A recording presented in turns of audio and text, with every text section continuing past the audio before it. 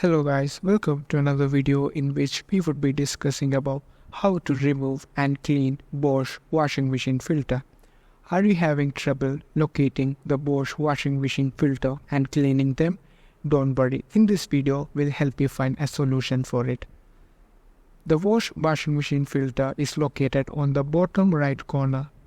To open it, just press and pop the lid open. You will see two components, a pipe and a cap. The pipe is located to discharge the remaining wastewater. You need to pull it out before cleaning the cap. And to open the cap, you need to rotate it anti-clockwise.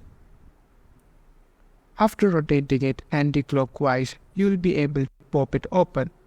After you are done that, you can clean it as usual with a detergent or the soap. After that, you can close the pipe and lid as usual. Make sure to rinse off the remaining water before you close the pipe.